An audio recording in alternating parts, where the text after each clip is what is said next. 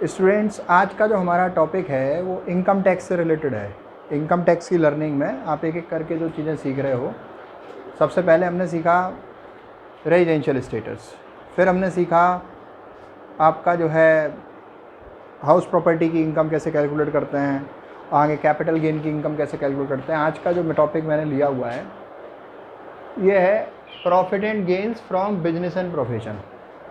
ये टॉपिक इतना ज़बरदस्त है, उन सारी क्लासेस में यूज़ होगा जहाँ पर इनकम टैक्स आपके सिलेबस में है, चाहे वो बीकॉम हो, चाहे वो बीबीए हो, चाहे वो एमकॉम हो, सबके लिए जो एसेंस है इस टॉपिक का सेम रहने वाला है।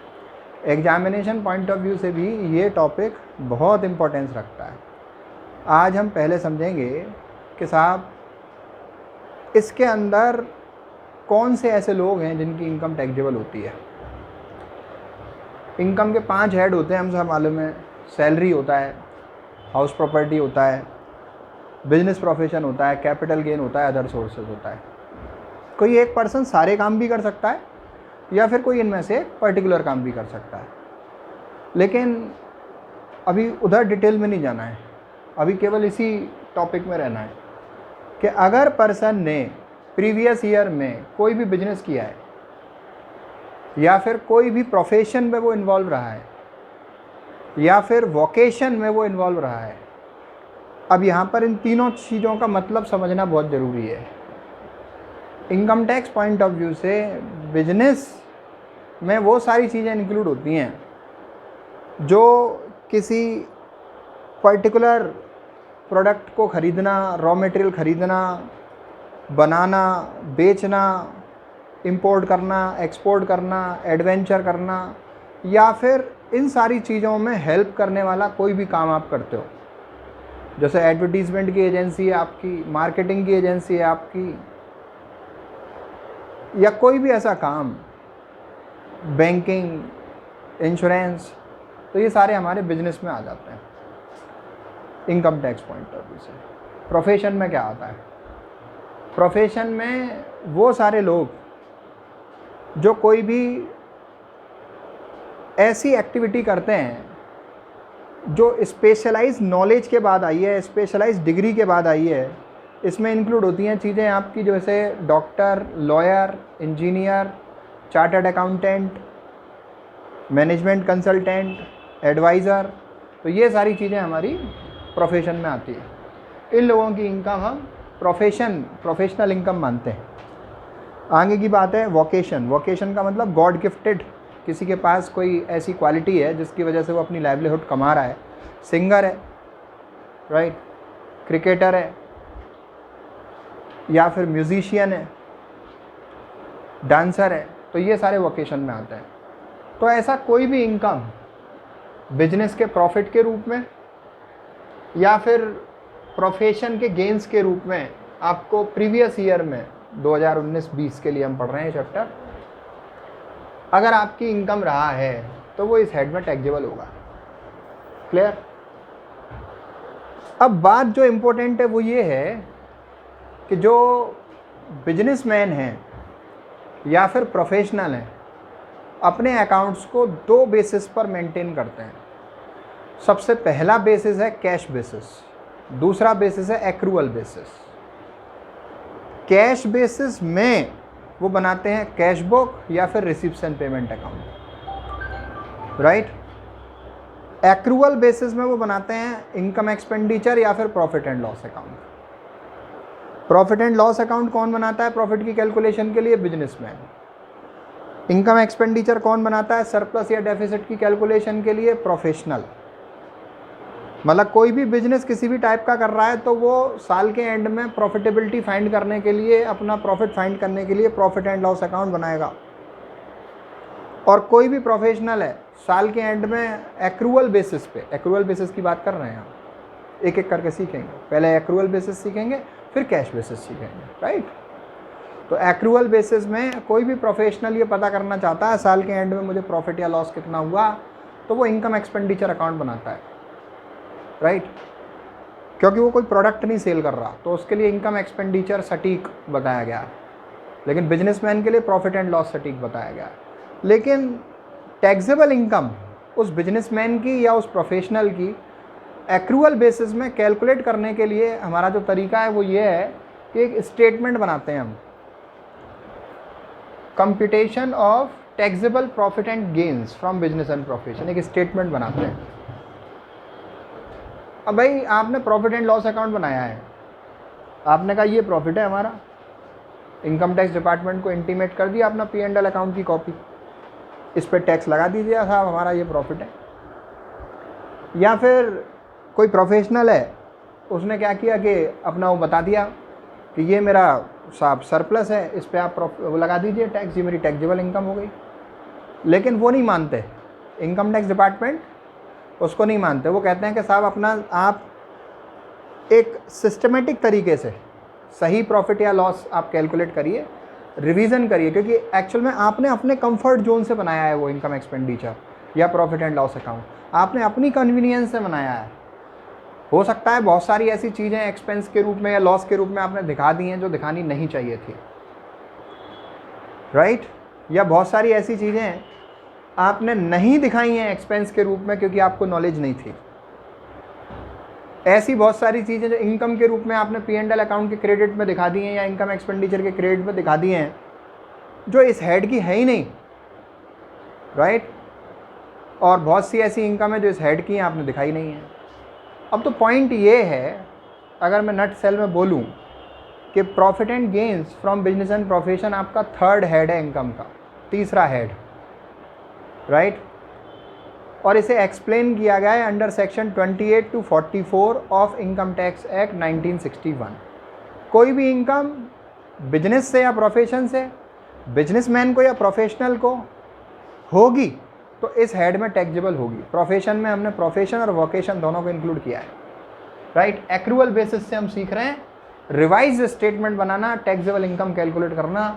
तो देखिए, ध्यान से सुनिए, समझिए, सीखिए और साथ साथ नोट कीजिए, और फॉर्मेट को रिवीजन जितना कर सकते हैं उतना कीजिए, क्योंकि टैक्स में या अकाउंट में न्यूमेरिकल इतना इम्पोर्टेंट नहीं होता है जितना उसकी थ्योरी भी इम्पोर्टेंट होती है, और थ्योरी भी इन चीज़ों की न्यूमेरिकल ही होती है। थ्योरी अगर आ जाती है तो वो भी पूरे नंबर दे के जाती है। तो बात को बहुत ढंग से सुनना समझना सीखना है आपको। तो हम एक स्टेटमेंट बनाते हैं जिसमें हम लिखते हैं computation of taxable income, taxable profit and gains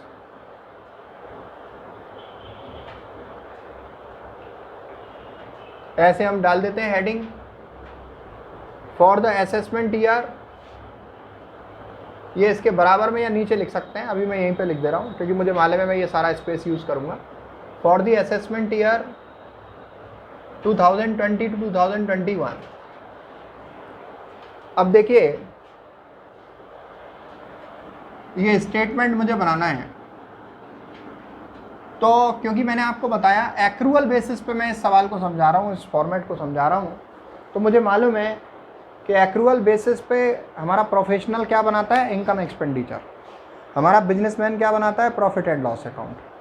तो प्रॉफिट एंड लॉस अकाउंट के हिसाब से या इनकम एक्सपेंडिचर के अकाउंट के हिसाब से जो भी प्रॉफिट है या लॉस है, सरप्लस है या डेफिसिट है, उसको आपको सबसे पहले बैलेंस के रूप में लिखना होगा इस फॉर्मेट में, राइट?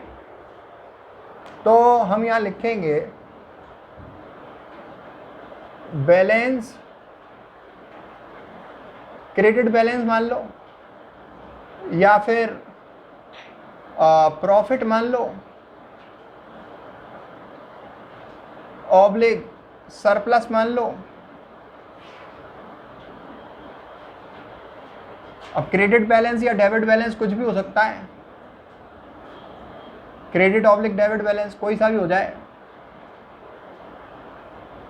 और प्रॉफिट या फिर लॉस कुछ भी हो जाए, सरप्लस या फिर डेफिसिट कुछ भी हो जाए,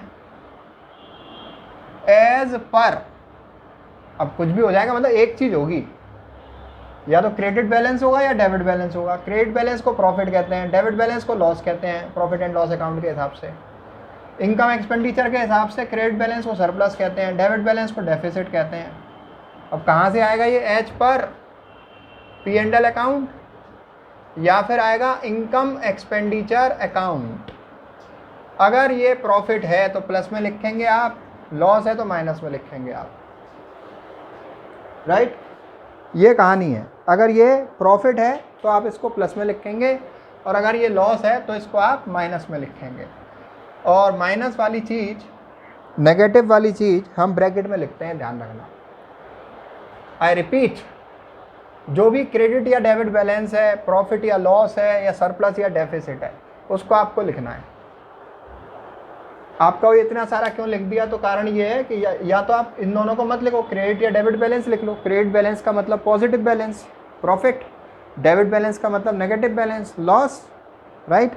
लेकिन मैंने सारे पॉसिबल ऑप्शंस लिख दिए उसमें लाइन में, जैसे आपको समझ में आए। क्रेडिट बैलेंस मतलब प्रॉफिट, डेबिट बैलेंस मतलब लॉस, और P&L अकाउंट के हिसाब से प्रॉफिट लॉस बोलेंगे उसको, इनकम एक्सपेंडिचर के हिसाब से सरप्लस या डेफिसिट बोलेंगे। अब एज पर P&L या फिर इनकम एक्सपेंडिचर, क्योंकि यही बनते हैं एक्रूअल बेसिस में। अब आपने अपना प्रॉफिट कैलकुलेट करके दिया कि 2 लाख रुपए का है, जस्ट सपोज।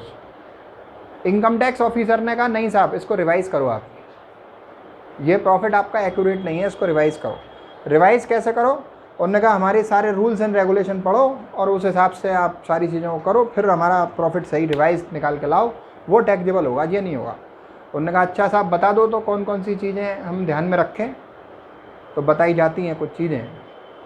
रिवाइज करने के लिए आपको देखना होगा पॉइंट बाय पॉइंट के कौन से ऐसे एक्सपेंसेस हैं जो डिसअलाउ हैं, इस हेड के अंदर अलाउ नहीं है, एज एन एक्सपेंस उसको शो नहीं कर सकते हैं, लेकिन आपने डेबिट कर रखे हैं। अगर कोई खर्चा जो अलाउ नहीं है आपने डेबिट में दिखा रखा है, तो क्या हुआ होगा? उससे प्रॉफिट कम हो गया होगा कि नहीं हो गया होगा? सही प्रॉफिट कब आएगा? जब उसको आप ऐड कर दोगे, जोड़ दोगे, तब सही प्रॉफिट पे पहुंचोगे। तो हमारी पहली हेडिंग इसी से रिलेटेड बनती है, हम बोलते हैं उसको add expense oblique loss expressly disallowed but debited to P&L या फिर इनकम एक्सपेंडिचर जो भी होगा, बट डेबिटेड।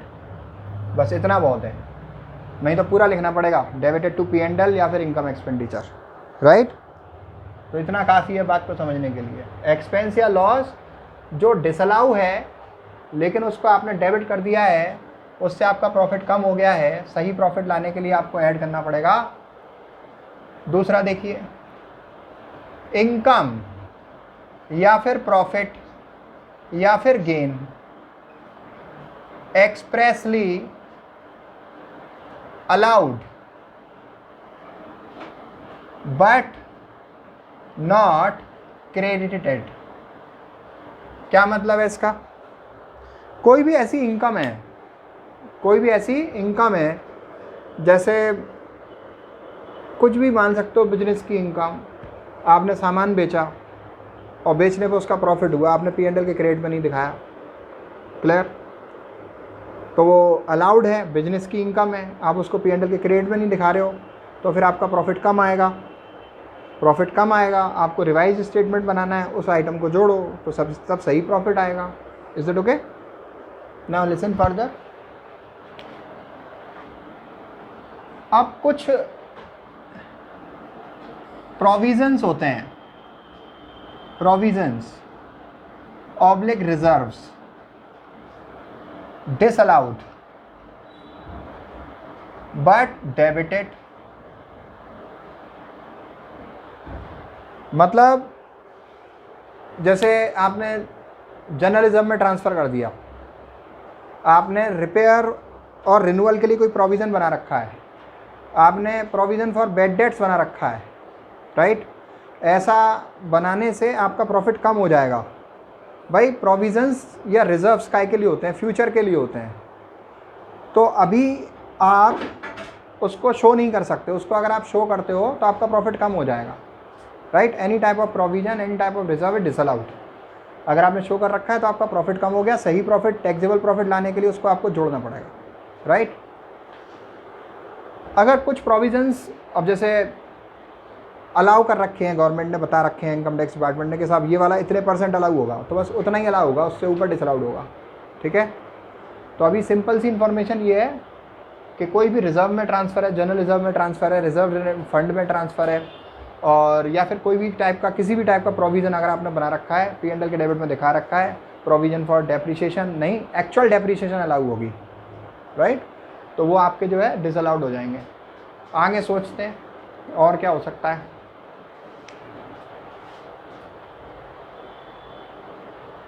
फिर हो सकता है आपका क्लोजिंग स्टॉक से रिलेटेड रूल,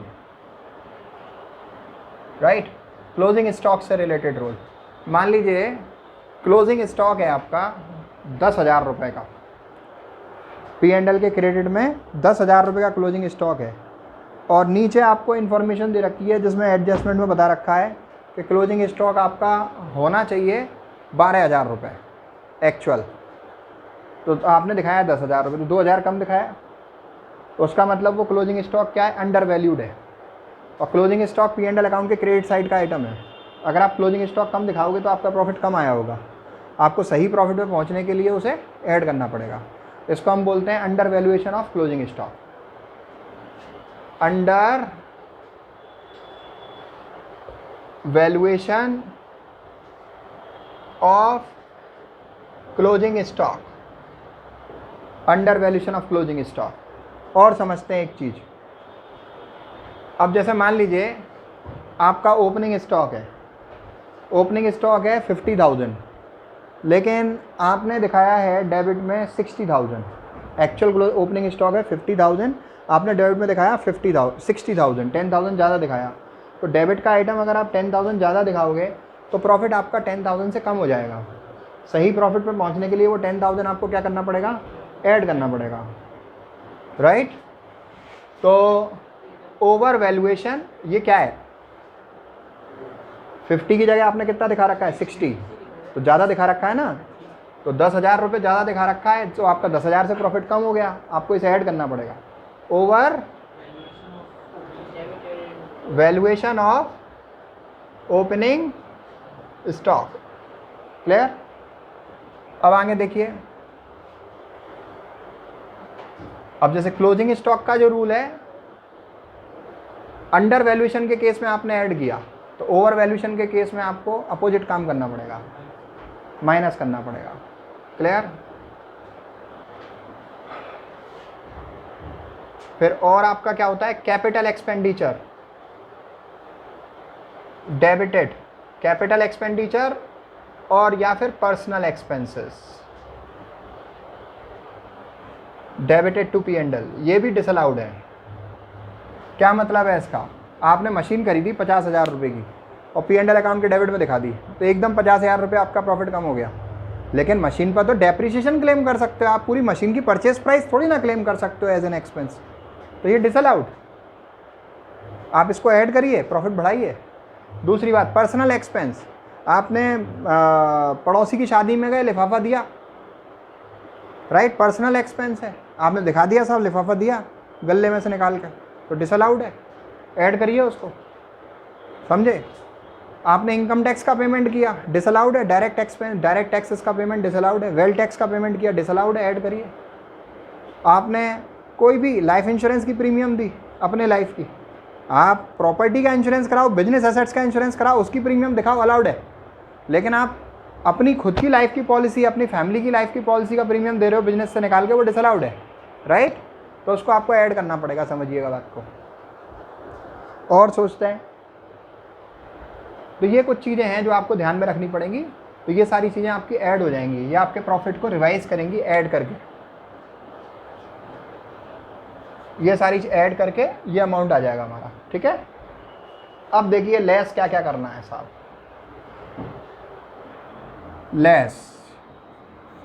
लेस में आपका सबसे पहला है एक्सपेंस या लॉसेस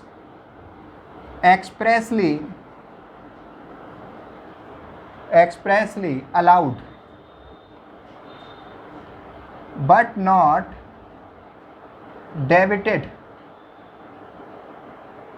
मतलब कुछ ऐसे खर्चे या नुकसान होते हैं जो अलाउ होते हैं लेकिन आपने P&L अकाउंट के डेबिट में नहीं दिखाए हैं, अलाउड कैसे होते हैं? जो इसी हेड के हैं, राइट, खर्चा इसी हेड का है और बिजनेस या प्रोफेशन से रिलेटेड है। आप दिखाना भूल गए, आपको जानकारी नहीं थी।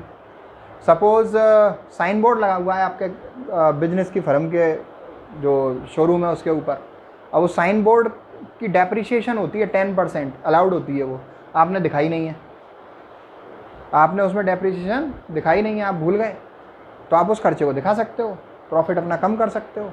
क्लियर? और दूसरी बात, जैसे मान लो मशीन को आपने किराए पे दिया, मशीन को किराए पे देने पर इनकम हुई आपको, तो उसमें से आप मशीन की डेप्रिसिएशन लेस कर सकते हो, मशीन की रिपेयर लेस कर सकते हो, राइट, वो आपने अगर दिखाना भूल गए हो तो ऐसे एक्सपेंसेस जो अलाउड हैं इस हेड के अंदर लेकिन आपने लेस नहीं किए, जो चीज़ें हैं एक्सपेंस या losses expressly allowed but not debited, ऐसे सारे खर्चे नुकसान जो आपके अलाउड हैं, बिजनेस से रिलेटेड हैं, लेकिन प्रॉफिट एंड लॉस अकाउंट के डेबिट में आपने नहीं दिखाए हैं, जिसकी वजह से आपका प्रॉफिट ज़्यादा है, तो उसको आपको लेस करना पड़ेगा। क्लियर? सेकंड पॉइंट, इसी का जस्ट अपोजिट करते जाओ, फॉर्मेट बनाना सीखो। अगर मान लो आप बुक से करोगे तो उसमें 10 पॉइंट ऊपर लिखे होंगे, 10 पॉइंट नीचे लिखे होंगे। अभी मेरे को अगर ये कंपटीशन करना है तो मैं 20 पॉइंट ऊपर लिख दूंगा, 20 पॉइंट नीचे लिख दूंगा, उससे कुछ नहीं होता है। लॉजिकल 5 पॉइंट ऊपर और 5 पॉइंट नीचे काफ़ी हैं हमारे लॉजिक को सेटिस्फाई करने के लिए। क्लियर? तो देखिए, एक्सपेंस या losses expressly allowed but not debited, तो उसको आप लेस कर सकते हो। इनकम या फिर profit expressly disallowed but credited, ये कौन सी हो सकती है? मैं आपको एग्जांपल देके समझाता हूं। जैसे मान लो आपको सैलरी मिल, जैसे मान लो आपको प्रॉपर्टी किराए पे उठाई आपने, उसका रेंट मिला आपको, तो प्रॉपर्टी किराए पे उठाने पर जो रेंटल इनकम होती है वो हाउस प्रॉपर्टी के हेड में टैक्सेबल होती है, इस हेड में टैक्सेबल नहीं होती है, उसको आपने P&L के क्रेडिट में दिखा रखा है, तो वो डिसअलाउड है, expressly disallowed but credited to P&L। इसको हम ऐसे भी कह सकते हैं कि income of any other head credited to P&L, तो उसको आप लेस कर सकते हो, उसको आपको लेस करना है, राइट। अब जैसे मान लो आपने शेयर डिवेंचर बेचे, उसका प्रॉफिट P&L के क्रेडिट में दिखा रखा है, तो उसके लिए सेपरेट हेड है कैपिटल गेंस, तो वहाँ पर वो टैक्सेबल होगा, यहाँ पर नहीं होगा, यहाँ पर आप उसको लेस कर दो। क्लियर? मान लो कोई सड़क पे पड़े हुए आपको पैसे मिल गए, तो वो अदर सोर्सेज के हेड में टैक्सेबल होते हैं, इस हेड में टैक्सेबल नहीं होते हैं। आपने जुआ खेला, राइट, तो उससे आपको इनकम हुई, या फिर मान लो आपने खैर सट्टे की इनकम तो इंक्लूड है इसमें, बिजनेस में सट्टा करो आप, उसकी इनकम इंक्लूड है, आप इलीगल बिजनेस करो उसकी इनकम इंक्लूड है। लेकिन इलीगल बिजनेस करने पर कोई भी आपका ऐसा खर्चा होता है जो पुलिस वालों को आपको रिश्वत देनी पड़ती है, ब्राइब देनी पड़ती है, राइट, या फिर कुछ और एक्स्ट्रा फाइन वगैरह पेनल्टी वगैरह देना पड़ता है, तो वो डिसअलाउड है, राइट। तो ये कहानी है, तो वो आपको समझनी पड़ेगी। तो अगर मान लो आपके बैंक में पैसे जमा है FD के रूप में, उस पर आपको कोई इंटरेस्ट मिल रही है, तो वो इस हेड की इनकम नहीं है, वो अदर सोर्सेज के हेड की इनकम है, डिविडेंड की इनकम है, इस हेड की इनकम नहीं है, अदर सोर्सेज के हेड की इनकम है, उसको आपको लेस करना है। Clear? Next point is provision reserve. कोई प्रोविजन है वो अगर अलाउड है लेकिन आपने उसको दिखाया नहीं है, बट नॉट डेबिटेड। कुछ प्रोविजंस अलाउ कर रखे हैं, जैसे आपका जो है बैंक है, कोई फाइनेंशियल इंस्टीट्यूशन है, अब वो पैसे उधार देते हैं, तो उधार पैसे देते हैं तो वो डूब भी जाते हैं, तो उसके लिए रिज़र्व का एक प्रोविज़न है कि अगर ब्रांच शहर में है उस बैंक की या फाइनेंशियल इंस्टीट्यूशन की, तो वो प्रोविज़न 7.5% क्लेम कर सकते हैं। लेकिन अगर उसकी ब्रांच कहाँ पर है, रूरल एरिया में है, गाँव वगैरह में, तो वो 10% क्लेम कर सकते हैं। तो जितना प्रोविज़न अलाउड है वो आप क्लेम कर सकते हो, उसको आप लेस कर सकते हो अगर आपने नहीं दिखाया है अभी तो। क्लियर? P&L के डेबिट में। तीसरा पॉइंट होने के बाद अब फोर्थ पॉइंट देखते हैं, under valuation of closing stock. Over valuation of closing stock हो जाएगा यहाँ पर, ये over valuation of closing stock. क्या मतलब है इसका? भाई P&L अकाउंट के क्रेडिट में आपने क्लोजिंग स्टॉक को जो उसकी एक्चुअल वैल्यू 50,000 थी, आपने उसको 75,000 रुपये दिखा दिया, जिससे आपका P&L अकाउंट का क्रेडिट का टोटल 25,000 रुपये से बढ़ गया, और बढ़ने से प्रॉफिट आपका 25,000 से बढ़ गया। सही प्रॉफिट पे पहुंचने के लिए आपको 25,000 यहाँ पे लेस करने पड़ेंगे। ठीक है, आगे सुनो, फिर क्या लिखा है, over valuation of opening stock. तो यहाँ क्या हो जाएगा, under valuation of opening stock, under valuation of opening stock. क्या मतलब है इसका, आपका ओपनिंग स्टॉक 60,000 रुपये था, आपने डेबिट में 55,000 रुपये दिखाया, डेबिट में आपने 5,000 रुपये खर्चा कम दिखाया, खर्चा कम दिखाओगे तो प्रॉफिट ज़्यादा आएगा। सही प्रॉफिट लाना है तो 5,000 भी लेस करो, over valuation of opening stock, right. अब इसके बाद देखिए, कैपिटल एक्सपेंडिचर अलाउड डिसअलाउड हैं, तो कैपिटल रिसिप्ट भी डिसअलाउड हैं। अगर आप मशीन का खर्चा डेबिट में नहीं दिखा सकते तो मशीन की सेल भी क्रेडिट में नहीं दिखा सकते हो। अगर आपने दिखा रखी है तो वो डिसअलाउड है, लेस हो जाएगी। कैपिटल रिसिप्ट या फिर पर्सनल रिसिप्ट या फिर income of other head,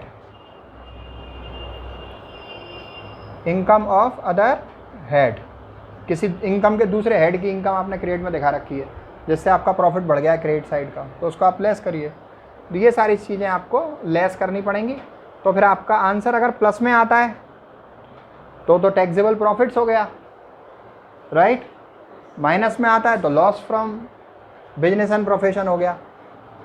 minus में कैसे आएगा, ये आपका 10 रुपये है, ये नीचे का घटाने वाला आइटम 15 रुपये है, 10 में से 15 घटाया, माइनस का 5 आएगा, वो लॉस है।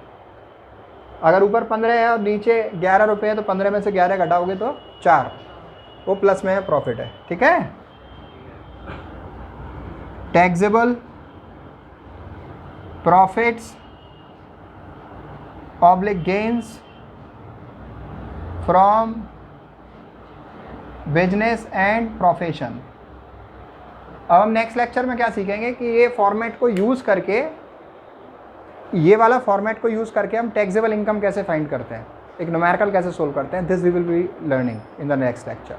Is that okay?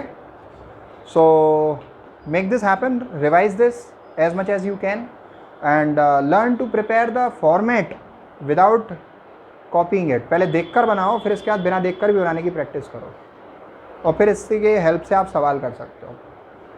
Thank you so much.